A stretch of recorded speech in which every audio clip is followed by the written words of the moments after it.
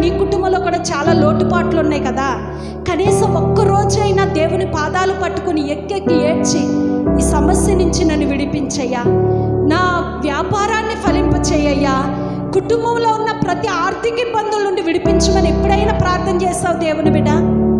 పోనీ ప్రార్థన చేసి పొందని వారు ఎవరైనా ఉన్నారా బైబిల్ గ్రంథాల్లో?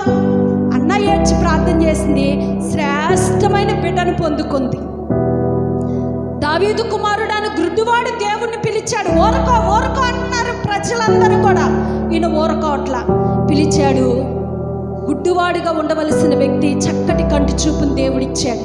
మరి నువ్వు ఎందుకు పిలవట్లేదు దేవుని బిడ్డ? అందరి దగ్గర చెప్పుకుంటావు, నాకు ఈ కష్టం వచ్చింది, నా భర్త ఇలాంటోడండి, నా భార్య అలాంటిదండి, నాకు నా బిడ్డల మాట వినట్లేదండి, నా వ్యాపారాలు బాగాలేదండి, నా అప్పులు తీరట్లే, అందరి దగ్గర చెప్తావు. కానీ ఏడవాల్సిన ఆయన దగ్గర ఏడవు, చెప్పుకోవాల్సిన వ్యక్తి దగ్గర చెప్పుకో. ప్రియమైన దేవుని బిడ్డ, యేసు పాదాలు పట్టుకో.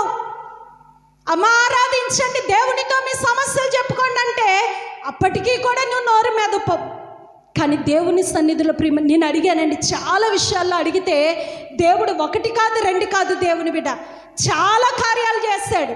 ఈ రోజు నాడు నిజంగా నా విశ్వాసం బలపడటానికి కారణం ఏంటంటే కొన్నిసార్లు నాకు అనిపించేది, అబ్బా నేను నమ్మిన దేవుడు ఇంత గొప్ప దేవుడా, రూపాయి ఖర్చు పెట్టకుండా ఇలా ప్రార్థన చేస్తే ఆయన ఇలా సహాయం చేయడు, ఎలా అడిగితే ఆ విధంగా సహాయం చేస్తున్నాడు.